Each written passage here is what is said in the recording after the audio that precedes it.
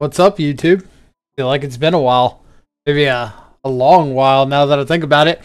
I hope everybody's doing okay. Hope you're all doing well with some of the recent Magic release sets like Thunder Junction. But enough about that. It's in the past. Don't care about that anymore. We care about Modern Horizons 3. So, as a lot of y'all know, I haven't been streaming much lately or like at all. Haven't been doing much YouTube. Work life's been busy. With the release of Modern Horizons 3, I'm hoping to pick that back up a good bit. Not really decided yet if it's going to be more on the Twitch side or on the YouTube side. Still working out logistics. But I wanted to go ahead and start on a good foot. And to me, the best way to do that was, hey, what are we going to be doing with Shadow when Modern Horizons 3 drops in like 2 weeks from now? So I was trying to think of the best way to present all of this information, and needless to say, it's a lot. So I couldn't come up with a great idea. And then I saw Aspiring Spike was doing a tier list of cards from MH3, and I thought, okay, I kind of like that format. Like, I can talk about cards. I don't have to limit myself to like 5 or 10 or whatever. I can talk about whatever I feel like. And they don't have to be power ranked. In this case, I'm kind of ranking things on playability. Like, how likely do I think these things will see play? Do I think they're going to see play? And I'll kind of go over the tiers in a second. Do I think they're just going to be sideboard cards? Do I think they're going to be main deck? Do I think they're going to see extensive play? What's kind of the breakdown? So here's what I got. There's like 35 or so cards on here, so it's going to be a pretty long video, so buckle in. If you're not ready for the long haul, the best thing I can suggest is I am going in order of the cards as you see them on the screen. Left to right, top row to bottom row. So if there's something that you recognize a picture for, you can kind of like skip around to that area. And I'm not going to be just like picking a card, throwing it up on the tier list, moving to the next one. I'm going to explain my thoughts on the card, how I think it'll be impactful, what kind of shadow decks I think it'll go in, why it's in the ranking that it's in. So yeah, hope you're ready for a little bit of a listen, some good background noise, because maybe that's what I'll give you here. But without further ado, as cards come up, there are some that the only image I could find like wasn't in English. I know a lot of the followers, the viewers here are English speakers. So when I do come up to an image of any card as I move it on the tier list, I will break out like a magnified image so you know exactly what's going on, what the card is. For the non-English ones, we will have a breakdown of what the card does, courtesy of Mythic Spoilers. So don't worry, not going to leave you out of the loop. You're going to know what everything does. And yeah, if I miss anything, as always, I apologize. Let me know in the comments. Let me know what you're thinking of some of these cards. And yeah, let's make it a good video to kick off the somewhat return to Magic. So, starting off, number 1, Ripples of Undeath. Right off the bat, we get to start off with one of these non-English spoilers. Actually, let's go over the tier list real quick. We'll get into the rhythm of things maybe eventually. So, the tiers I gave. S tier is cards that I think are going to see extensive play, like whether that be main board or sideboard. Obviously, we'll talk about what that means when we get to that card specifically, but I think they're going to be cards that are tried out early. I think they're going to be cards that stick around. They're going to be popular in multiple builds. Like, these are going to be your shadow-defining cards in the future. A tier, the limited play. I think these are cards that we'll probably see continued play in like a specific archetype of shadow, whether it be Jameer or Mardu, Grixis, Jund, Rakdos, whatever the case may be. I don't think they're going to be in every shadow build that plays that color, but I think that they are going to see their niche. B tier, the flash in the pan cards. I think these are going to be the ones that like sporadically pop up in a build. They're not defining of that build. They're not a guaranteed staple of that particular variation of shadow. but I think they'll pop up from time to time when the meta's right, if somebody's expecting something in their room, things like that. C tier, overhyped. These are the things that I think don't deserve the conversation that they're getting right now. Whether I think that they're not as powerful as people think they are, they don't do the job that people are kind of throwing them in their deck to do, and I think they're going to fall off very, very quickly. D tier is the underrated tier, the things that I don't think people are thinking about the right way, that maybe we're not talking about enough, maybe do something that's different from what the conversations I'm hearing about. And again, a lot of these cards are coming from like Discord, coming from Reddit, Facebook groups, where people are having conversations about these cards. So a lot of these are things that have been mentioned as a possibility for shadow decks, along with cards that I handpicked. So it's not just one or the other. And then the last tier, I didn't really have a tier list number for it or letter for it, but I kind of just put it as the cards that I'm going to put a shadow video out there of. Cards that I think are fun enough to warrant a video. Whether they're good, probably not, but I'm going to give it a shot. I'm going to see what happens. And again, I'll explain why and what that reasoning is. So now, let's actually hop into the video so we can talk about some of these cards. So card number 1, Ripple of Undeath. If you haven't seen this one, might be a little too magnified. No, that's fine. So it's 1 and a black for black enchantment. At the beginning of your pre-combat main phase, mill 3 cards. Then you may pay 1 life, or pay 1 mana and 3 life. 1 mana and 3 life. If you do, put a card from among those cards into your hand. So the first couple times I read this card, I was like kind of excited about it. Oh, it's got like Sylvan Library kind of feel to it. It's got this card advantage thought.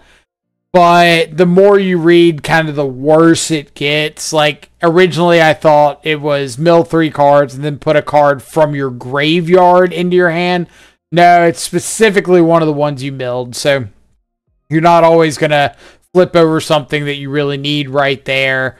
I know you get the option to not pay the 1 mana and the 3 life if you don't want any of those cards.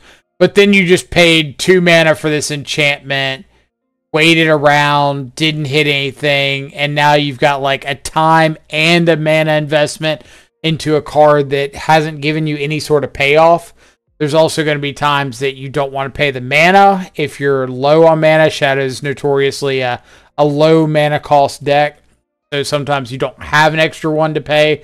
Sometimes you don't want to pay the 3 life. And the card really doesn't give you that many options. So for a lot of those reasons, I've kind of got Ripples of Undeath in a bit of the overhyped category, which I think is right where I'm going to set it. I think it'll see some trial early on. I think overall it's going to die off fairly quickly. People are going to kind of get over the novelty of it, and I don't think it's going to have a sustained place in Shadow. So next up, we've got Lyalia, Cube All-Star, if you play a lot of Vintage Cube. So Lyalia, the Blade Reforged, 2 and a red for a 2/2 with haste. Whenever Lyalia, the Blade Reforged attacks, exile the top card of your library. You may play that card this turn. You can play lands. Whenever 1 or more cards are put into exile from your library and or your graveyard, put a 1/1 counter on Lyalia. So when the card was first spoiled, people were talking about its inclusion in the Cascade decks because you can play your Cascade card, flip over 15 cards, whatever, and all those cards go from your library to exile before they're put back into your library. So Lyalia triggers on each of those. All of a sudden you got like a 17/17 haste or something that gets to play the top card of your library. I think that the card is extremely good in Cube. It's a great value engine. It really helps snowball the game. Limited, however, is not Cube. Like, one of the big reasons that the card shines so much in Vintage Cube is the lack of interaction. You don't always have, or your opponent doesn't always have a lightning bolt or a fatal push, unholy heat, leyline binding, whatever the case may be. So the card's a lot more likely to kind of go uninterrupted. Not the case in Modern. Modern, everybody's packing heat, for better or worse terminology. So the idea of Lylea sticking around and really being able to snowball is a lot less likely. Being a 2/2 for 3 mana puts it in very, very dangerous territories. It dies to just about everything. It dies to Unholy Heat without Delirium, Lava Dart, like, kind of see where I'm going. So 3 mana investment for something that's very, very feeble is probably not great, which is unfortunate because I love the card. I want it to have some sort of an impact, but ultimately I think that somebody's going to try out Lylea early and it's just going to fall flat very, very quickly. So I'm going to also put Lylea in the overhyped list. I think that it's a cool card. I just don't think it's got the pop factor. It doesn't have enough going for it to warrant the fact that it falls to a stiff breeze. So there goes Lylea. Number 3 is Sylvan Safekeeper. Pull up a picture of Sylvan Safekeeper. There we go. So 1 green for 1/1. Sack a land. Target creature you control gains Shroud until the end of. So first off, it is important to notice that it gives Shroud, not hexproof. So giving your stuff Shroud means you can no longer like Temur Battle Rage it, because nobody can target it. I can't target it. You can't target it. Person sitting like 4 tables down can't target it. It's untargetable. So you're not going to like play this, more than likely not going to play this as like a combat trick-esque style of Shadow. It's good if you Battle Rage first and the Battle Rage resolves and then you have like the Sylvan Safekeeper to protect it. But if you have a Sylvan Safekeeper and you want to Battle Rage your Shadow or Tarmogoyf or whatever, more than likely your opponent's going to respond to your Battle Rage with a kill spell, in which case if you use this spell or the Safekeeper, your kill spell fizzles as well because target. So I think that Sylvan Safekeeper is a card that I don't think enough people are talking about to really consider it hyped. So I kind of have a tough time putting it in the overhyped list. I'll probably put it in like I wish I had another tier now that I think about it, where it's a card that I think people should be aware of as an option. I don't necessarily think it's overhyped. I don't think it's underrated. I don't think it's going to see enough play to be flash in the pan. But I think I'm going to put it in overhyped just because I got to specify. Putting it in overhyped just because somebody somewhere has mentioned it in public as being a Shadow option. And I think that's too much. So we'll go with that. I love Sylvan Safekeeper. Big fan of the card in like older formats. But I just don't think it does enough to warrant the spot. Or it's like just too awkward as a protection option. What do we got next? Next, we've got Strix Serenade.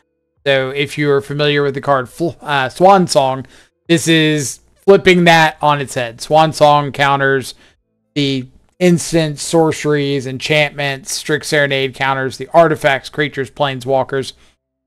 This is a card that I have seen a few people talking about. It's cool. It counters a group of spells that we haven't seen together on one counter spell before, like creatures and planeswalkers. We've seen a lot of interaction for, but then you add artifact, which now that we have the one ring in the format is a little bit more important that you're able to interact with stuff like that. If we see the rise of more Eldrazi cards coming with MH3. Like we've seen the Labyrinth land that lets you tap for 2. So you could see turn 1 Chalice of the Void more often. Here's an answer to turn 1 Chalice if you're on the play. Obviously not so much on the draw, but we're kind of a deck that folds to Chalice on 1 on the draw anyway, on turn 1. So, Strix Serenade, the important thing I think to take away from the card is, yeah, you can answer the thing. Yes, you're giving your opponent a 2/2 body, which isn't the most relevant thing in the world. Also, yes, that 2/2 will eventually kill you in some amount of games. So there's going to be some subsection of games where you have Strix Serenade and you have something you need to counter with it. And you go, I'm going to counter your thing, have a 2/2. And that 2/2 is going to start hitting you to the point, especially in Shadow, where you've got Street Wraith and Fetch Lands and Thoughtseize, and you're already lowering your life total a decent bit. There's a good chance that Strix could maybe kill me, and now I have to spend another spell to kill the Strix. Or to kill the blue bird, creature, token, whatever. I hate that it's a Strix Serenade and it doesn't make an actual Strix. Whatever. So there's a number of games that you're going to have to spend the Serenade to counter a spell, and then another spell to kill the bird to keep it from killing you. That card disadvantage, I think, ultimately makes it too narrow.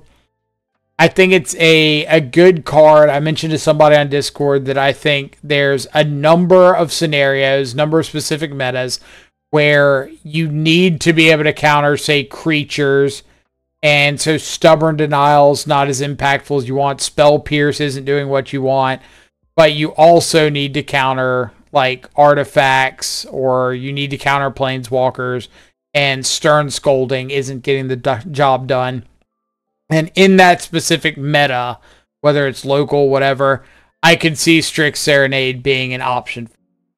So for those reasons, I'm going to put it as a flash in the pan card. I think that sporadically it will see play in a build here or there when the time is right.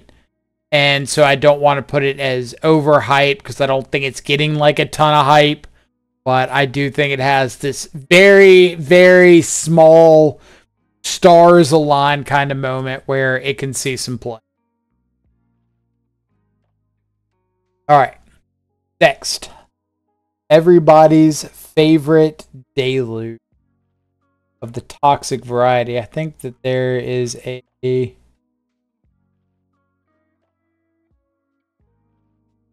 toxic Deluge. All right. If you play Legacy, you know the card well. If you play Vintage Cube, you know the card well. Toxic Deluge, 2 and a black for a sorcery as an additional cost to cast this spell, pay X life. All creatures get -X/-X. A lot of hype. A lot of hype around Deluge. People have been very, very excited to see this one get printed. Then again, whenever any card gets printed that says, like, pay life or lose life, people are automatically running to the comment boards like, Shadow. It goes in Shadow. It's a 4-of. This is the card Shadow's been waiting for. I don't think it's that. I think Toxic Deluge is very good. And I think a lot of people will play Toxic Deluge. I'll go ahead and spoil that I'm putting Toxic Deluge in S tier. Just because I do think it's a card that will see a lot of play in Shadow variants. And it'll stick around if people are looking for a sweeper option. That being said, I do want to keep people grounded when it comes to Deluge.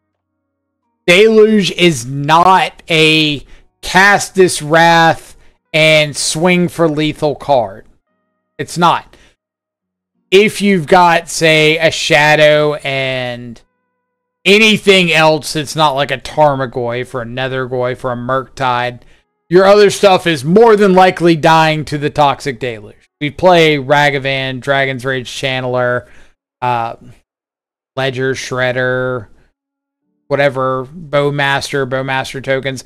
All these things are more than likely dying to the Toxic Deluge if you have to cast it. So what you're looking for is an opportunity to build a board, Deluge for like 2 or 3, and wipe their side, keep your Goyf and Shadow alive. The problem is, on that turn that you cast the Deluge, your Shadow, your Goyf, whatever, your Shadow's staying neutral because you're losing 3 and then giving it -3, so it pumps 3, offsets. But like your Goyf, your Nether Goyf, whatever, Murktide, are all shrinking the turn you cast the Deluge. So there's a very good chance you're not going to be like swinging for lethal immediately after casting it, especially because when we're going up against tribal decks and decks that flood the board, we're probably not getting early aggression on early pressure. So the likelihood of their life total being low is pretty non-existent. But it's good to have a Wrath option with like Elves getting some new pieces, Merfolk getting some new pieces, like a Goblin or 2, 8-whack card or 2. So I think having access to Deluge is really nice. People are going to think about the turns that you Wrath on 3 and then drop like a Shadow and Protection on 4 or something like that. Those turns are going to be real. But you're still talking about Deluge 3, Shadow 4, Attack 5, giving your opponent like 2 turns of window to rebuild, reflood the board. So just don't think of Deluge as being like an auto-win card, but it is going to be in the toolbox of a lot of Shadow variants. So I am going to put it, like I said, in S tier because I do think it'll get tested early and often, and I do think it's going to stick around for a lot. I just don't want people getting the idea that this is the auto S tier Shadow card. Like this is the thing that makes Shadow tier 0. Not that. Alright, next up, Detective's Phoenix. So, 2 in red, enchantment creature. It's a Phoenix. In case the Detective's Phoenix part of the name didn't give it away. It's a 2/2. It's got Bestow for a red, collect evidence 6. So, Bestow is a mechanic they gave some of these enchantment creatures back in Theros, I believe. Like Boon Satyr and stuff. And you can essentially use it as an enchantment, like an aura to attach onto one of your creatures instead of a creature itself. So to pay its Bestow cost, you pay a red, collect evidence 6, which means you're exiling cards with total mana value 6 or greater from your graveyard, and you get to enchant it onto a creature. So it's got flying, haste, enchanted creature gets +2/+2 and flying and haste. So obviously that first flying and haste line is the Phoenix itself. The second line, the enchanted creature gets +2/+2, is if you bestow it onto something, you may cast Detective's Phoenix from your graveyard using its Bestow ability. So you can flip it over with a Dragon's Rage Channeler, whatever the case may be, exile some stuff, pay a red, play it from the graveyard, attach to one of your creatures. That creature gets +2/+2, flying, haste. So obviously, evasion and haste, really good keywords to put on something like a Tarmogoyf for a Death Shadow. Do have to keep in mind that collect evidence 6 is a pretty hefty price for a deck that's mostly playing low cost cards. That cost can be circumvented a good bit by exiling things like Street Wraith, like Troll of Khazad-dûm, an extra Murktide or something from the yard like that. So it's not out of the realm of possibility. If you're playing this in a deck with Tarmogoyf or Necrogoyf or Dragon's Rage Channeler, you do need to be aware that you're taking an enchantment and a creature out of the yard with the Phoenix. You're exiling 6 CMC of other stuff with it. There's a pretty good chance you're going to shrink your Channeler, shrink your Goyf, shrink your Nether Goyf. Obviously better with Shadow than those other things. Kind of is like a one-shot, play your Shadow, bestow this, haste it up, swing in, hope that that's enough to kill your opponent. I don't know if that'll be enough. Like, we've got to talk about a track record of cards like this. You're looking, there's like a huge moth outside the window. I think it's back. There's a huge track record for cards like this when you're looking at Rancor, you're looking at that, was it the Crater Footfall Crater, the enchantment that you could enchant a land, like give stuff haste. Cards like that have been very, very underwhelming in Shadow's history because, one, they don't protect your thing from like 1-for-1 removal. So you risk getting 2-for-1 a lot of the time. The +2/+2, usually not enough to get lethal. Like, the reason Teamer Battle Rage has been so popular over the years is doubling a Shadow's power and giving it trample can get you a lot of free wins in a lot of situations. But just +2/+2, probably not the same result. Flying's a little bit better, but it's still more than likely going to take multiple attacks to kill somebody with this. And again, the Collect Evidence 6 is a pretty big hurdle to try to overcome. If it was 5 and you could just exile a Street Wraith to pay for it, I'd be a lot more lenient on it. But 6, pretty big chunk. So I think with the Phoenix, I'm gonna put it as, I think, Flash in the Pan, maybe like above the Strict Serenade. I think there will be people that really push for the Phoenix, especially in like Darcy builds that are able to flip over more cards in the yard. I don't want to say overhyped because I don't think enough people are talking about it to really put it in overhyped, but I don't see it being any sort of a staple in red Shadow decks. Yeah, I think Flash in the Pan. Yeah, Flash in the Pan is going to be my pick for it. All right, next up we've got Sign to Memory.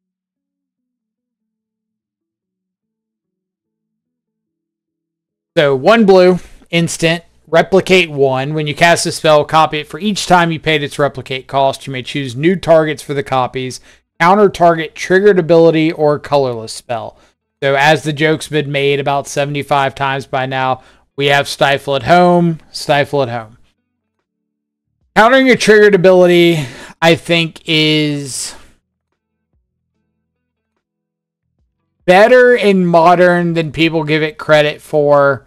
Still not as good as countering an activated ability, in my mind, for the pure gotcha aspect of it. But we're going to go over some ways that countering a triggered ability is better. So don't think that I purely on the activated ability side, but I think fetch lands are such an integral identity to Modern that being able to counter an activated ability probably would have been too annoying. First off, this card is just strictly upgraded Ceremonious Rejection. So instead of Ceremonious Rejection just countering a colorless spell, this counters a colorless spell or a triggered ability, and you can possibly replicate it. So keep all that in mind when you're looking at the card. If you're running Ceremonious Rejection already, you're probably just straight 1-for-1 upgrading to Consign to Memory. All right. One line at a time. Replicate 1. When you cast it, you can pay 1 to copy it for each time you pay its replicate cost, so you can replicate it more than once. The biggest, I guess, automatic go-to with this is cast triggers off of Eldrazi. Like, your opponent casts an Ulamog, they get to exile 2 things, you respond with Consign to Memory for a blue, pay 1 to replicate it. 1 counters the triggered ability, the cast trigger. 1 counters the Ulamog itself. No Ulamog. Goodbye. Additional triggered abilities. Oh, I had to go down the list for a while to find some, find all of them. I say all of them. I'm never going to get to all of them. But some of the popular ones. We're looking at Solitude. ETB, exile a creature ability. They still have to sack the Solitude, but they don't get to exile a thing. Leyline Binding, ETB trigger. You've got the Undying effect on, like, Grief. You've got the flip trigger on, say, Fable of the Mirror Breaker. You've got the search trigger on Saga. Untap on Amulet. Titan ETB. The One Ring, you can counter the ring itself, or you could counter the ATB ability to give you protection. You could counter, what were some of the other fun ones? Like a Ragavan hit you trigger. You can counter. There were tons and tons and tons of them. Cascade trigger. You can counter an ETB surveil trigger on a land. Bunch of really funny things. I think this is the kind of counterspell that somebody is going to main deck a bunch of copies of it and just have a field day. Whether it'll be good or not, I don't know. But if you go down like the Goldfish list of popular modern decks, everything has some trigger that's relevant, and it's really, really funny. So if you ever go down that rabbit hole, just know that this card now exists. And for 1 mana, it does become a lot more popular than other options. One really good interaction to know about if you're looking at Consigned to Memory, because it's going to be a card that you're bringing in against Tron and Eldrazi Tron. We've already talked about Labyrinth coming up. So turn 1, Chalice of the Void on the play, or turn 1 Chalice when we're on the draw, is something we need to be aware of. The Replicate is a copy. It is not putting a new Consigned to Memory physical card on the stack. So if you say turn 3, play a Ragavan, play a Thoughtseize, their Chalice trigger goes on the stack to counter your Thoughtseize. You can cast your Consigned to Memory, target whatever, pay 1 to replicate. The Replicate copy can counter like the Chalice trigger on your Thoughtseize or on your Shadow, whatever the case may be, and kind of stifle that for you. It is pricey, takes some mana, takes the Consign. You don't permanently get rid of the Chalice, but there's plenty of times that I wish I could have just gotten 1 spell through a Chalice and I would have been golden. And a card like Consigned to Memory can give you the option to do that. So I'm going to put Consigned to Memory in... Okay, I'm going to put Consign in extensive play for the sole purpose that I think Tron and Eldrazi Tron will be popular and buffed for a while. If Tron and Eldrazi Tron really fall off or they don't pick up steam, then I'm going to move this, or I would move this down to limited play. But I'm going to keep it up because I think Tron and Eldrazi Tron are kind of sticking around for a minute. If those decks aren't around, then I don't think you're playing this just for the ring or just for the Stifle-esque ability. But if you can get kind of the best of both worlds, then there you go. Alright, what's next? I think this is the MDFC cards, and I'm going to kind of lump them together. So we got, I think I added all these on here. Hope I added all these on here. Where are you, Boggart? Boggart. So the 3 cards I'm talking about, here we go, are Boggart Trawler, Sell the Profane, and Sink into Stupor. And I'm going to kind of add all these together. I didn't want to see that anyway. Sell the Profane. Stupor.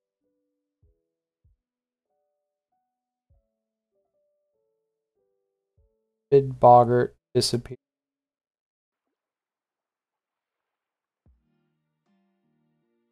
Boggart Traveler. Okay, go at them one at a time, but I wanted to mention them all kind of together because I don't think any of them are more than a one of. I've got them in different ranking spots on my list, but I don't think any of them are more than a one of, and I think that you've got to have specific spots open in your deck to want access to them. Like the Trawler, if graveyards become popular enough that maybe you want the Trawler, then you could bring that into the equation, but I don't think it's as good as the other two. But all three of these are single color MDFC cards. So they have a front side and a back side, and you're able to choose which side you want to go with. The Boggart Trawler, 2 and a black for a 3/1. When it enters the battlefield, exile target player's graveyard.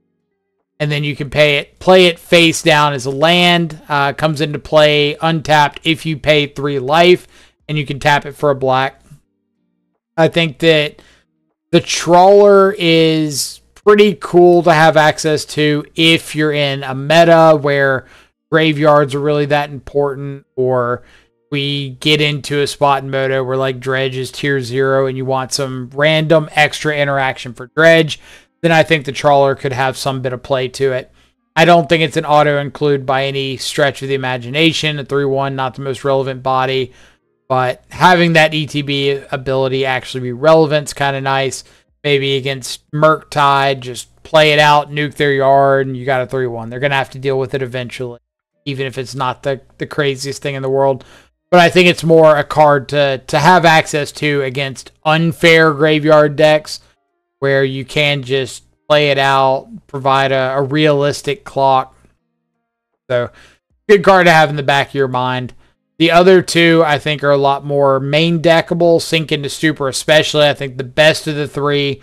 So 1 and 2 blue, return target spell or non-land permanent an opponent controls to its owner's hand. So unsubstantiate, but you can hit non-creatures as well. And then you can play it face down as land. Pay 3 life, comes in untapped, tap for a blue. So Dimir Murktide Shadow, Dimir Shadow. The obvious inclusion, a card that is able to tap for blue, which is extremely important in that deck with Counterspell, Archmage's Charm potentially, Murktide, wanting to double up on blue spells. And then give some utility if you don't want to have access to that half of it. Maybe you need to play a Murktide, hold up Counterspell, you got 3 lands, you draw Sink into Stupor. Now you have the flexibility of saying, do I want to hold this up, or do I want to just play it out as a land, play out my Murktide? The 3 life is substantial, but obviously we're already a fetch and shock deck. So not being able to get a basic instead, like having to pay the 3 life, is relevant.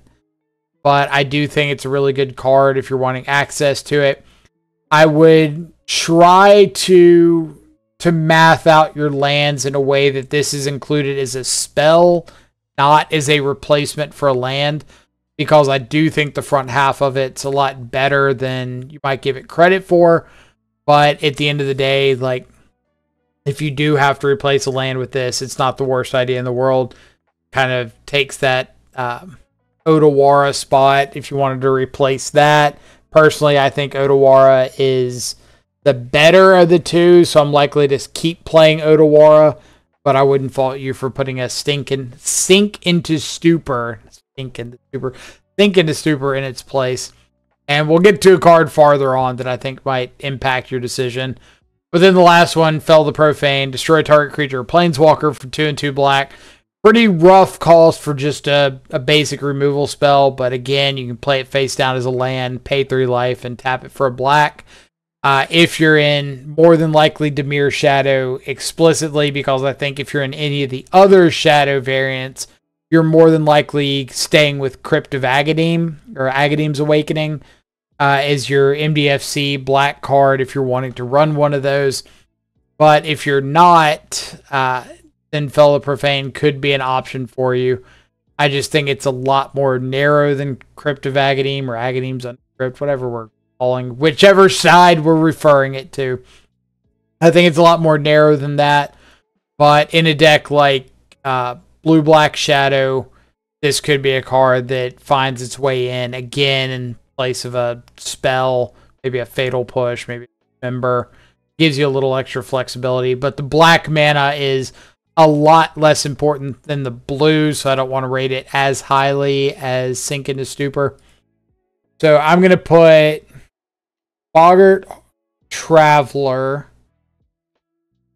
I'll put in the flash in the pan. Like, I think there's some metas that I like I said, I think Grave Hate is really nice to have, and people might put it in their deck just for the Grave Hate potential. Other two, this is Fell the Profane. I think I'm going to put Fell the Profane in underrated. I don't think it's getting as much love as Sink into Stupor, but I do think it's a very solid card. And then Sink into Stupor, I think I'm going to put as...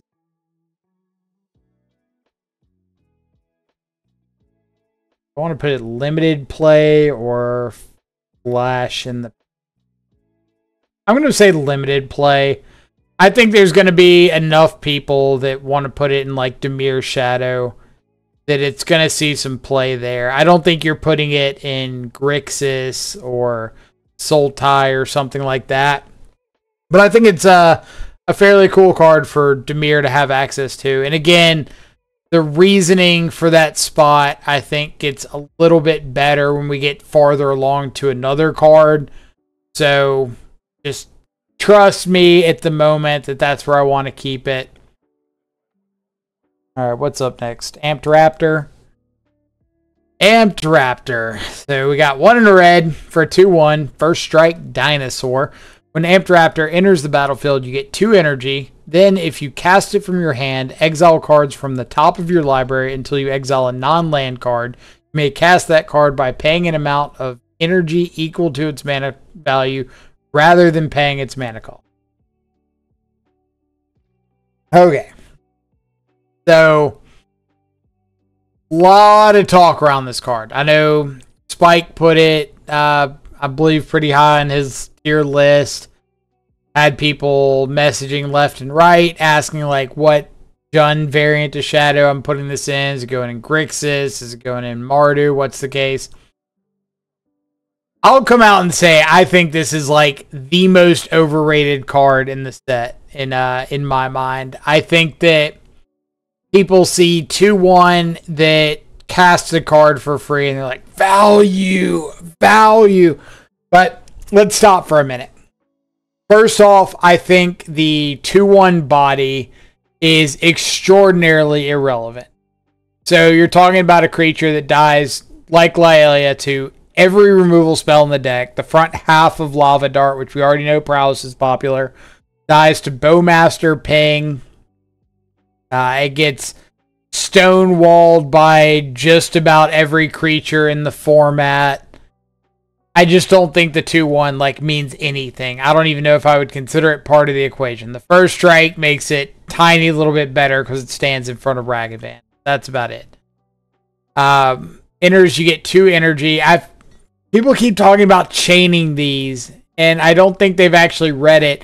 You only get to cast the card if you cast the Amped Raptor from your hand. So if you play the Amped Raptor, enters the battlefield, you get your 2 energy, you flip into another Amped Raptor.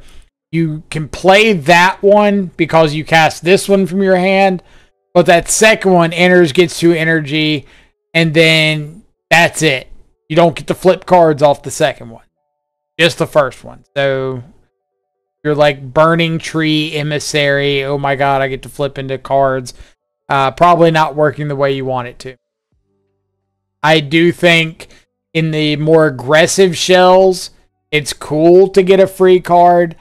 Personally, I'm a very, very big pessimist when it comes to randomness because I like having the information available to me of what I'm getting when I cast something, not playing an irrelevant body and hoping that I flip into something better. You also have to take into account the number of times that you're going to Amped Raptor into something you can't cast. So Amped Raptor on turn 2, flip into a Shadow, and you're at 15 life. Can't do anything. Flip into a Kolaghan's Command, and you don't have the energy. Flip into a Street Wraith, whatever the case may be. And this just whiffs. It's just a 2-mana 2/1 first striker, which is terrible. Obviously, you're going to try to build your deck to limit that as much as possible. Hopefully limited enough, because now your Amped Raptor's flipping into a Fatal Push, and you hope something's on board. Oh, well, I play lightning bolts. Well, then your Amped Raptor is flipping into a lightning bolt that goes upstairs if the board's clear, and you hope that 2/1 body matters. Flip it into an extra copy of Ragavan. Flip it into, I don't know, what's a good one? Unholy Heat with no targets. Flip it into a second Amped Raptor, and then you just have 2/1s. I don't know. To me, I just don't see it being like any sort of auto include. I don't see it being a Bobble-esque card of making your deck 56 cards instead of 60. Because at the end of the day, you have to put mana into this to get the body. So, pretty low on my list. Again, I think it's like one of, if not the most overhyped card in the set to me. I think the best shells at utilizing it, if it does see any play, are actual energy decks that can flip into something bigger than 2. They can cast whatever they want, like Amped Raptor into a Bristling Hydra. I don't think Bristling Hydra is modern playable, but you get the idea of 2-drop into a 4-drop. Something like that makes it look really good. Or Amped Raptor in a, I don't know, a burn shell that takes out all the 3-drops to where it is always a body and a live card, but then you still run the risk of like Amped Raptor into a Swift Spear. And if your opponent's got a blocker, tough luck. So, yeah, I'm going to put Amped Raptor in my overhyped. I'll put it like up on the overhyped. I think it's hard to explain how I can think a card is strong theoretically, but still so overhyped. And I think it's just because, like, you have average power level of cards, Amped Raptor, my power level's like here, but the hype is like up here, where the rest of the set's like average card, and then the hype's like here. So Amped Raptor's stronger than average, but the hype is substantially higher than everything else in the set. And you get the idea. You'll figure it out. Alright, next up, Brain Surge. 2 in a blue. Instant. Draw 4 cards and put 2 cards from your hand on top of your library in any order. So, homage to Brainstorm from Legacy. 1 blue, draw 3, put 2 back. This instead being draw 4, put 2 back. So you do get to net an extra card. I think this card's cool. Like, obviously, whenever you see draw a bunch of cards, the immediate thought is Bowmaster. Bowmaster is going to wreck my world if I cast a Brain Surge. Well, the hope is that you're not just like up against a deck playing black with 2 mana and you go, oh, main phase turn 3, you got 2 mana open, I'm going to cast a Brain Surge. And your opponent goes, haha, Bowman, kill you. Hopefully that's not what you're doing when you're putting this card in your deck. That being said, I do think it has a home in some builds of Dimir Shadow, especially if you're already playing like Sauron's Ransom. Personally, I think this card is strictly better than Sauron's Ransom. So Ransom, you get to look at the top 4, or your opponent looks at the top 4, puts 2 face up, 2 face down. You get to take 2, the other 2 go to your yard, and you get whatever that level up ring thing from the Lord of the Rings set was. Your ring bearer. I think this card's better, especially in a deck like Dimir Shadow that gets access to a lot of fetch lands. It's going to have a number of games where you have dead things like Fatal Pushes you don't need. Thought Seizes late game. You're able to shuffle those away for 4 brand new cards. 4 cards is a pretty big deal, especially if you're likely to have things you don't need that you can get rid of. Instant speed is huge on it. So I am kind of excited to try out Brain Surge in Dimir almost exclusively, but I do think, again, it's an upgrade over like Sauron's Ransom if you were playing that. There's going to be a number of games that you get got by a Bowmaster. And I'm sorry that happened to you. I will write to your next of kin. It's going to happen to me. It's going to happen to everybody. But don't, like, not play the good card just because Bowmaster exists. Bowmaster's around, people still play the One Ring. The world we live in. So I'm going to put Brain Surge in. We'll see limited play. I think it will see some play in Dimir lists. It might be closer to the Flash in the Pan status. It might die off a bit as people kind of tune what they want their list to do, what they want their meta to kind of be able to handle. But I do think it's a cool card, and I would keep an eye out for it. Next up, Meltdown. X and a red. Destroy each artifact with mana value X or less. Definitely a fan. I've always wanted to find room for something like Shatterstorm in Shadow, but 4 mana is a really big ask. Meltdown kind of gives a bit of a compromise there by being able to pay, say, 1 in a red and take out all of your opponents' Underworld cookbooks and treasure tokens and food tokens and whatnot. If Affinity becomes more popular, then paying like 1 in a red, taking out Springleaf Drums, Construct tokens, Memnites, Ornithopters, Shadow Spears, that 1 white artifact that exiles a dude till it goes away. Take out all that stuff. I think is a really big deal. So I really like Meltdown. I think it's a great print into the format. And yeah, I'm excited to basically chunk some number into like every red Shadow deck that I've got. Especially with like all these affinity payoffs going around. So we're seeing a bunch of cards in the MH3 set that have affinity for artifacts. So Frogmere Enforcer. I don't keep up with the names of affinity cards, but you know they're there. They're going to be popular, but you have to remember that for your affinity opponent to play those payoffs, they have to have a critical mass of cheap artifacts to flood the board early. This gives you a much better way to interact with those cheap flood the board artifacts early to hopefully strand the big stupid dumb artifacts in hand while you like find a way to get across lethal. So keep that in mind when you're registering Meltdown, that this isn't an auto win against Affinity, but hopefully it can buy you enough time to get across the finish line. So I'm going to put it as extensive play. I'm going to put it over Consigned to Memory, less than Deluge. And a lot of that's because I think there's going to be a lot of Affinity hype coming out the gates.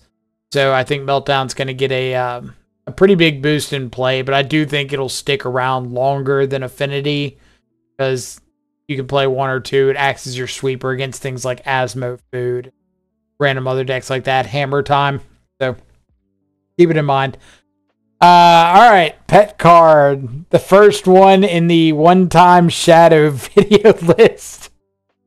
So we've got White of the Reliquary. I think this card is hilarious. So it's a black and a green for a 2/2 with Vigilance, a zombie knight. It's +1/+1 for each creature card in your graveyard. Tap, sacrifice another creature, search your library for a land card, put it onto the battlefield tapped, then shuffle. So I don't care about the activated ability at all. Let's just go ahead and nip that, get it out of here. The 2/2 Vigilance +1/+1 for each creature card in your graveyard. So in a deck with, say, Tarmogoyf, Nethergoyf, able to cycle Street Wraith, Troll of Khazad-dûm, whatever the name is. Cycle Architects of Will, things like that to get some dudes in your graveyard early. I think there's going to be so many games where you got this as like a 2-mana 5/5 with Vigilance. 6/6 with Vigilance, 7/7 with Vigilance. Maybe you're running Stitcher Supplier to up your grave count. Anything like that. I think it's a really, really unique, funny card, and I'm interested in just throwing it in some shell that tries to like nuke as much of my deck in the graveyard as I can and just see what happens. Do I think it's going to be some long-term Shadow player? Absolutely not. Am I going to make a video with it? Absolutely. So get ready for that one. There's probably a number of games where you like sack off a token, like Black Green Shadow. We've played Black Green Shadow before with Urza Saga. I could see a number of games where this replaces the one mana dude that like pay 2, tap him, sack a land, tutor up a land. Maybe this gets to let me sack off a token off a Bowmaster to go get an Urza Saga. That's pretty dope. Sack off a token, go get a Nurturing Peatland, draw another card. That's pretty cool. So, why do the Reliquary is going in my expect a one-time Shadow video list, and I dare anybody to argue against me on that one.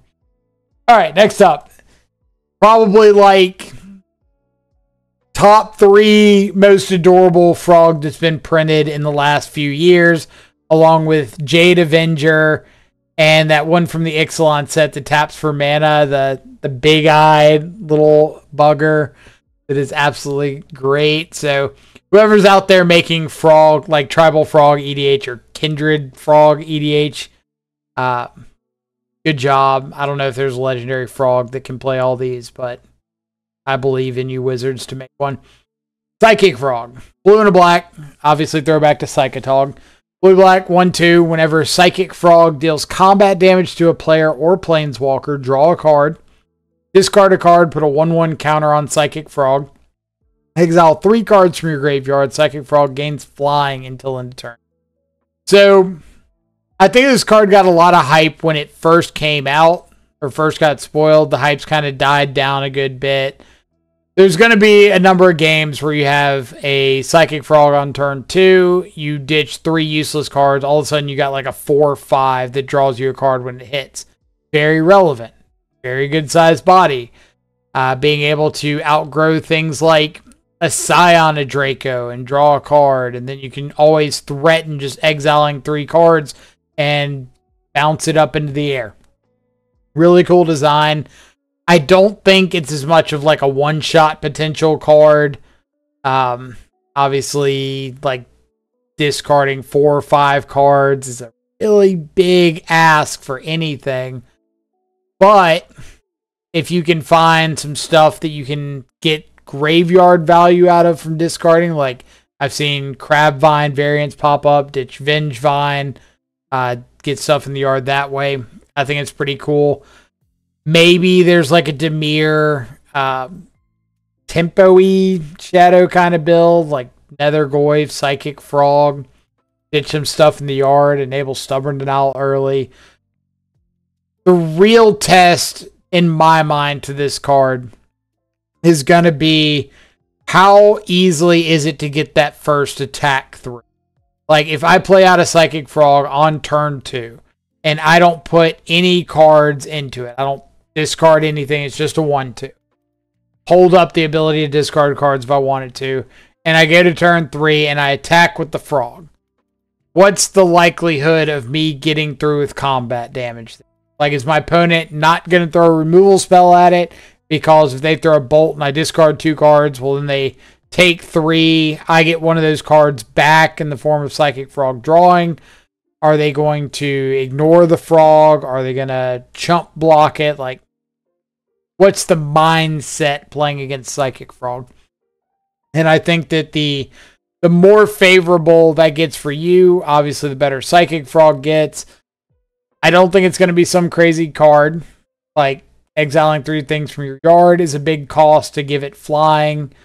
I don't think that giving it flying is going to be like a game-winning decision, because more than likely it's a 3/4, 4/5. Giving it flying is probably not ending the game.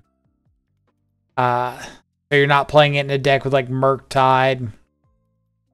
But who knows? Maybe somebody comes out with a combo variant with Psychic Frog, way to get extra cards in your hand that you don't need, and go from there. I wish it was a little bit better, but still adorable. So I think we're going to put him,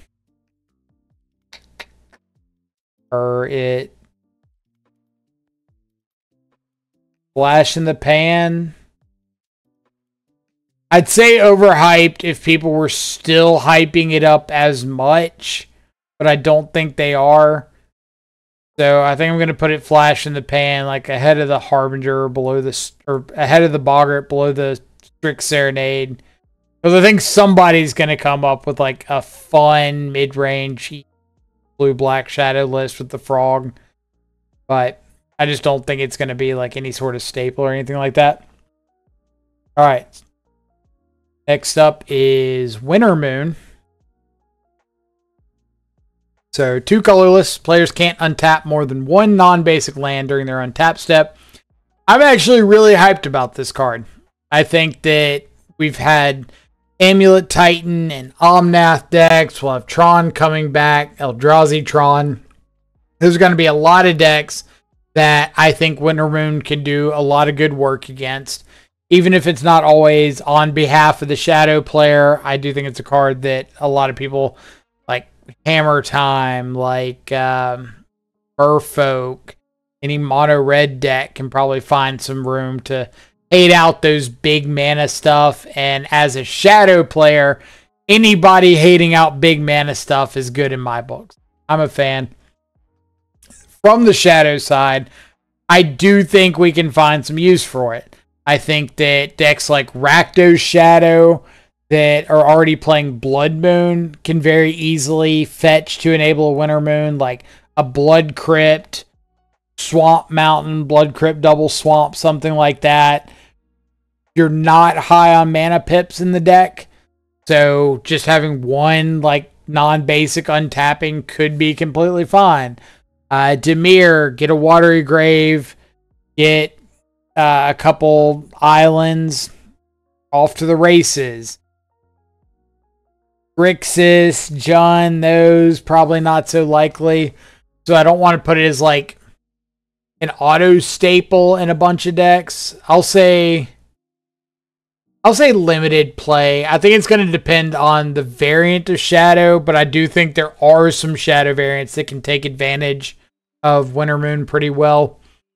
And I think if you are in one of those variants that can take advantage of Winter Moon, then I think it's a very, very powerful card. Do a lot to help out with some of your bad matchups. Have to be careful on your fetches. What's next? And remember that the way Winter Moon's worded, you can always just sit back on a fetch, and then if you need to lower your life total, fetch and shock and like not use that land. So you don't have to use your mana all the time. Just keep that in mind. And if you fetch shock twice, get a couple Watery Graves, and fetch shock an island, play Winter Moon, you can untap like 1 land this turn, and then if you don't use it next turn, untap the turn later. And since we're playing Shadow, we can take advantage of that loss in mana a lot better than other decks. Alright. Disruptor Flute. Disruptor Flute. 2 mana. Seems to be a theme with 2 mana artifacts. 2 mana, Flash. As Disruptor Flute enters the battlefield, choose a card name. Spells with the chosen name cost 3 more to cast. Activated abilities of sources with the chosen name can't be activated unless their mana ability. Really? Alright. First off, good card. But really weird design to it, if you ask me. Because it's this flash artifact, like a flash pithing needle. That also has this line of text on here that the spells with the chosen name cost 3 more to cast. So if your opponent puts a 1 ring on the stack, you can respond with a Disruptor Flute and name 1 ring, and they can't activate it. But they still have like a 1 ring on the battlefield, and they still get the protection and whatnot. Like, you didn't stop them from casting the 1 ring. You have to, you don't make it to where they have to pay 3 more. But it is cool. I do think it's a very unique card. There's a lot of situations around it that aren't discussed as much. For instance, playing out a Disruptor Flute against Primeval Titan decks. Naming Titan, all of a sudden you got to pay 9 mana to cast it. Really big deal. Against Cascade decks.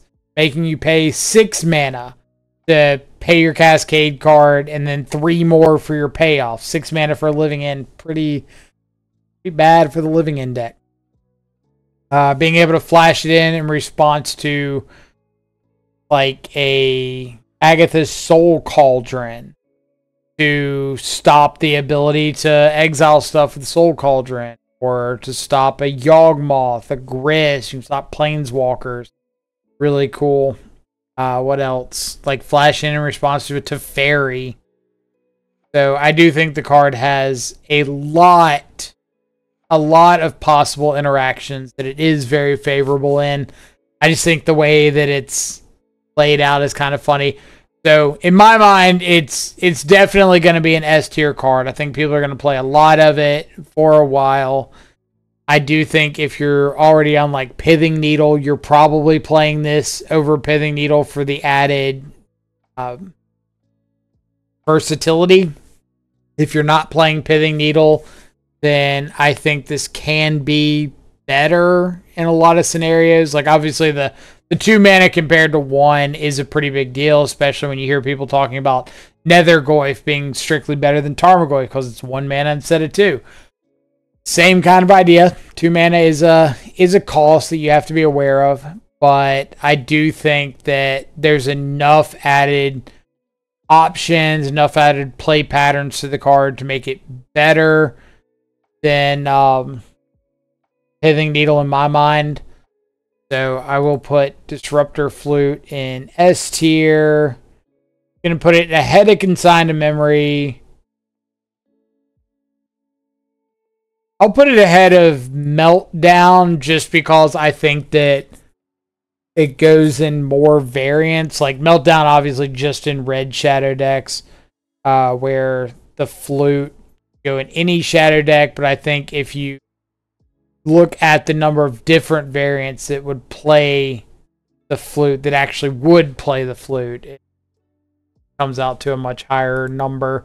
Not just the ones that can, but the ones that like actually will and will want to. Okay. My probably favorite card of the set, Tamiyo, Inquisitive Student. Again, spoiler alert, this is going in the one-time shadow video. So if you're not interested in hearing my hilarious reasoning, feel free to skip on for the next like 2 minutes, whatever. So 1 blue, legendary creature, Moonfolk wizard, not a merfolk, Moonfolk. 0/3, flying.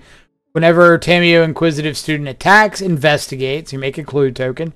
When you draw your 3rd card in a turn, exile Tamiyo, then return her to the battlefield transformed under her owner's control. Let me go ahead and pull up the flip side too while I'm thinking about it.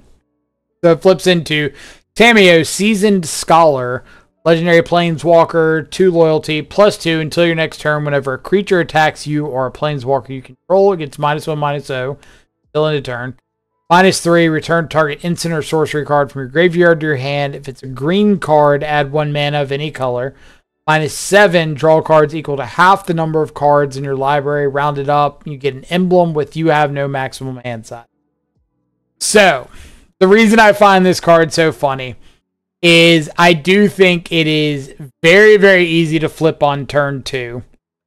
So here's a couple examples. My favorite is Tamiyo on turn 1 plus a Mishra's Bauble. Crack the Mishra's Bauble on their turn, go to your turn, you draw for turn, or you draw for Bauble, you draw for turn, you attack with Tamiyo, make a clue token, pay 2, and crack it. That's your 3rd card. You flip your Tamiyo, you get to tick her up. Now she's at 4 loyalty on turn 2, 6 on turn 3, 8 on turn 4, and you emblem on turn 5. Or you don't emblem, but you draw half of your deck, and you have no maximum hand size on turn 5. In a deck that's playing Tamiyo, you're probably playing a bunch of like counter spells, a bunch of interaction that you can either protect Tamiyo or keep from dying. And then when you get half of your library in your hand on turn 5, I am hoping you can find some way to get across the finish line from there. But you get all the stuff. Maybe you're playing like Force Negations, whatever. Get all your stuff in hand. You've got Tamiyo out. And Tamiyo gets to like keep ticking around. So you can return instants or sorceries with half of your library in your hand, whatever. But there used to be a really funny infomercial, and I can't remember the product to save my life, but the tagline for it was "Set it and forget it." And that's the mindset I take with Tamiyo. It's this card that you get to play out and just forget it, because you're going to flip it eventually from just drawing a bunch of cards, whether you're running Brain Surge, whether you Tamiyo on turn 1 into turn 2, draw for turn,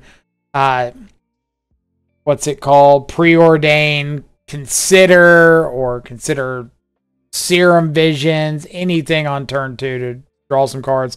And then you get to flip Tamiyo and just tick her up. And eventually her ultimate is going to get you the materials you need to win the game. I think that's cool. I think it's a really unique idea, as 0-3 does dodge like Unholy Heat and Ren Pings, stuff like that. Stands in front of Ragavan, which is relevant. Stands in front of some of the prowess creatures sometimes for a turn, maybe. Stands in front of Monastery Swiftspear, Goblin Guide. Yeah, it's cool. Again, strictly for the idea of I play this out, I do something to make it flip, and then I just never have to do anything, and it's going to find me a way. So, that reason I'm putting Tamiyo in my expect a one-time video, because I will put together some sort of cantrip heavy list just to flip Tamiyo one time. But I'm really a fan of the Tamiyo plus Bauble line, allowing her to flip herself on turn 2, and all you need is 2 lands, her, and a Bauble. So, on to the next one. I can't even tell what card this is. This is very clearly Necro Dominance. How could I forget Necro Dominance? The fixed new version of Necropotence. So 3 black, legendary enchantments, skip your next draw step. At the beginning of your end step, you may pay any amount of life. If you do draw that many cards, your maximum hand size is 5. If a card or token would be put into your graveyard from anywhere, exile it instead. Okay. Biggest changes from Necropotence, if you haven't played with Necropotence. For one, you don't draw anytime you want. Like, Necropotence is just pay 1 life, draw 1 card. Pay life, draw a card. Pay life, draw a card. You also have your normal maximum hand size of 7 with Necropotence. Necrodominance drinks your hand and says you only get to do this draw at the end step, the beginning of your end step. So if you do draw 20 cards with Necrodominance, you still have to discard that turn. Like, you still have your cleanup step after your end step there. So you can't overpay, draw a bunch of extra cards, set up your next turn. You're just down to 5 cards. So pretty overhyped in my opinion. I think it's another card that people see pay life and think like, Shadow. Great.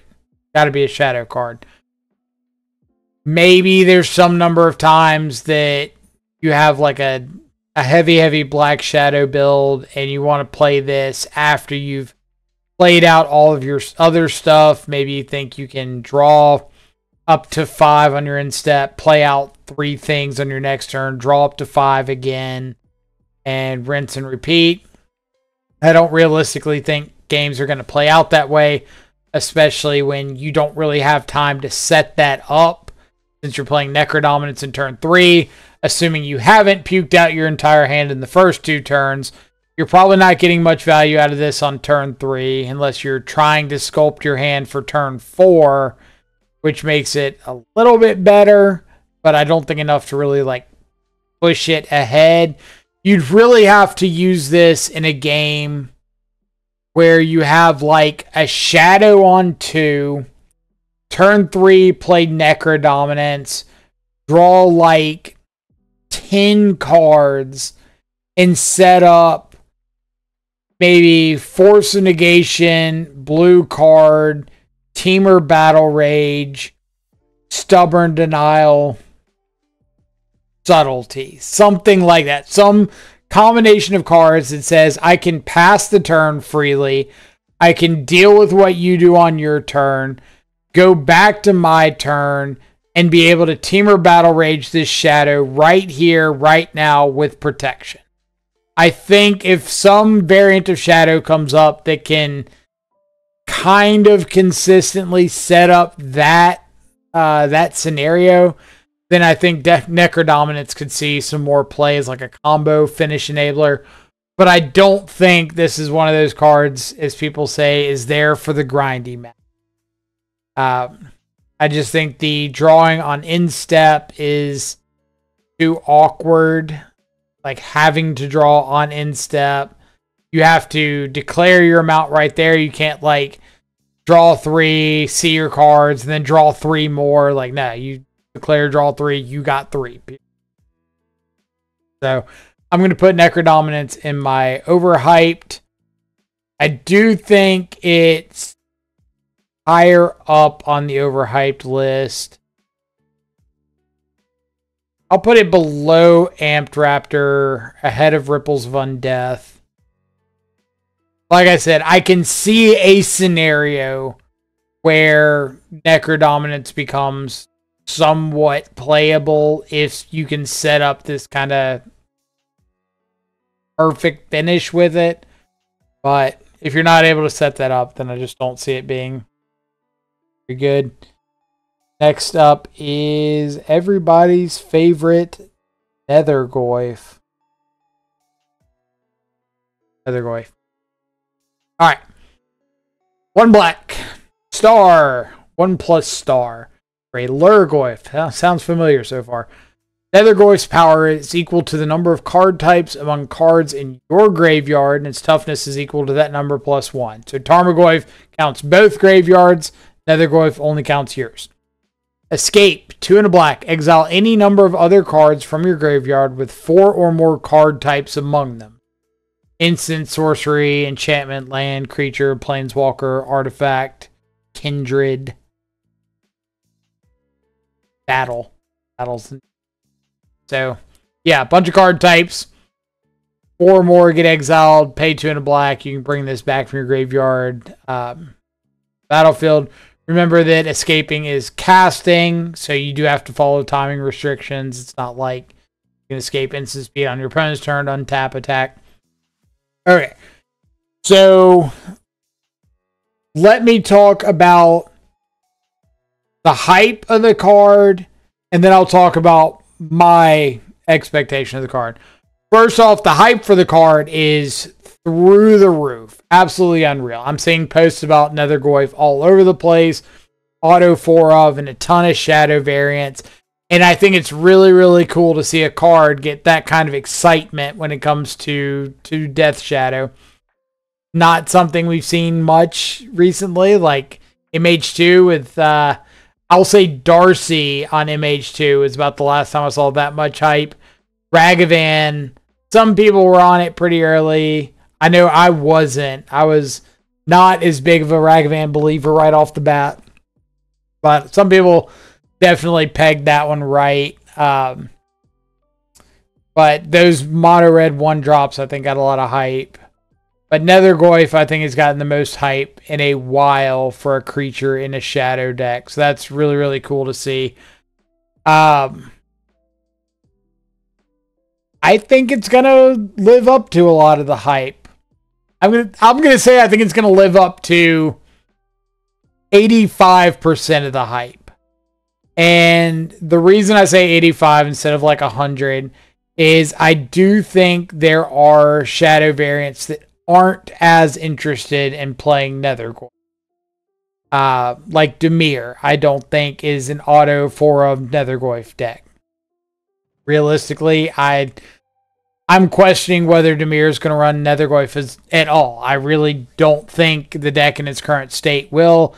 If like a mid-rangey or tempo-y Dimir list comes around, then maybe that picks it up.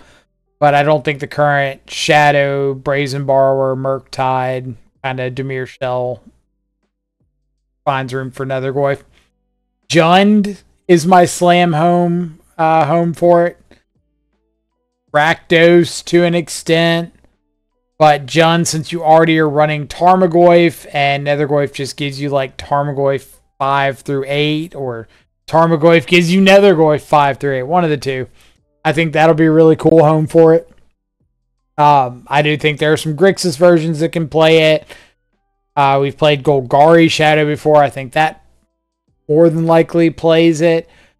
But I will say, I think my biggest red flag for comments I've seen on Nethergoyf is people thinking that you have to force the issue. Like, I've seen a lot of people playing Nethergoyf with Architects of Will and that Bestow Phoenix, the Detectives Phoenix that we saw earlier, and a bunch of extra cards. And I just want to say that my thought on it is this card is more than likely going in decks that are already playing Unholy Heat, already like playing Dragon's Rage Channeler, have card types going in the yard. A 1 mana 3/4 is fantastic and above rate. A 1 mana 4/5 is amazing. 1 mana 5/6 is like, oh my god, with very little drawback. You do not have to try to shove all of these terrible cards in your deck to try to maximize Nethergoyf. You can be happy with a 1 mana 4/5. If you're looking at Tarfire, please don't go register 4 Tarfire over 4 Lightning Bolt to try to grow your Nethergoyf by a point. You don't want to play like a bad version of a good card to try to make a card that you might not see every game tiny little bit better. Architects of Will. You're not making your deck 56 cards because you do still have to pay physical mana for Architects of Will. Street Wraith and Bauble will give you free cycle enablers that you can already play in your shadow deck. Work great with Nethergoyf. So you don't have to go through like all these extra hoops to make the card really good. The Escape Clause, I think, is a lot easier than people are giving it credit for to be able to use. Land. You're going to have multiple fetch lands more than likely. You're probably going to have multiple instants. Maybe multiple sorceries, maybe multiple creatures. Maybe you've got an artifact and a creature plus instant sorcery land, and you get rid of one of them. You can keep Delirium. I don't think it's as bad to escape as people seem to think. Once you get up to like 7-8 cards in the yard, especially if you're like me and you're running Kroxa already and keeping Delirium a lot of the time, Nethergoyf is easier to escape than Kroxa and probably keeps Delirium about as often. So I don't think that should be a turn off from the card at all. But yeah, I'm really excited for Nethergoyf. I think, again, like turn 1, Wraith fetch Nethergoyf, turn 2, Thoughtseize or something, and have a 1 mana 3/4 is going to be good enough in a lot of matches. Like maybe you bolt them and all of a sudden they're at 17, you're hitting them for 4, they're at 13, you're on turn 2.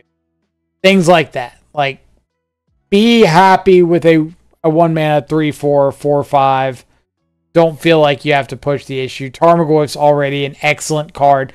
Think of how long in Modern Tarmogoyf, turn 1 Thoughtseize, turn 2 Tarmogoyf was a staple of the format and extremely strong. It still wins a lot of games. So Nethergoyf gives you turn 1 Nethergoyf, turn 2 Thoughtseize, and you've got the exact same creature. Maybe one less if Tarmogoyf cared what you took from your opponent. But a good chunk of the time, same thing. It's good. Trust me, it's good. So I'm going to put Nethergoyf in S tier. I think it's going to get played more than Deluge because you're going to see a lot of decks with 4 of in the main deck. Really excited for the card. I think it's super, super sweet. Yeah, stoked for it. So next up, we've got Volatile Stormdrake. 1 in a blue, 3/2, flyer, hexproof from activated and triggered abilities. So again, like the stifle we saw earlier, the stifle at home can be hit with things like solitude and leyline binding. When it enters the battlefield, exchange control of volatile Stormdrake and target creature and opponent controls. If you do, you get 4 energy, then sacrifice that creature unless you pay an amount of energy equal to its mana value. Okay. Not a ton of people talking about Stormdrakes. I don't think it's like overhyped. I do think it's a really cool disruptive creature. It has the same kind of feeling to me as the Strict Serenade that we saw earlier. It deals with the creature, but if you don't deal with the Drake, eventually the Drake's going to kill you. That being said, you get the versatility of there's some number of unfair matchups where I don't get to steal my opponent's thing, and I just play this out on a turn 2 as a 3-2. A 3-2 flyer gets the game over with very quickly.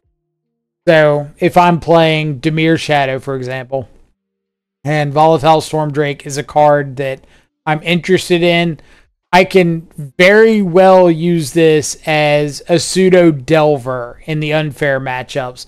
Say I'm up against Tron. I just play this out on 2, start swinging with my 3-2 flyer. It's going to win the game eventually. Or I play this against Living End, or what are some good examples? Amulet Titan, whatever the case may be. Play out my 3-2 flyer for 2. That's if they don't have a creature. I have to specify. If they don't have a creature, you can't exchange control. You don't have to sack anything. Stormdrake just sits around. Which is good. Then there's going to be a number of games that you play out Stormdrake and you steal your opponent's like Shieldred, or you steal your opponent's Yawgmoth. You steal their Nethercoif. Still, whatever the case, their big sorted up thing out of Hammer Time. Games like that, I think Stormdrake has the chance to single-handedly turn a game around. So I do think this card is like underhyped.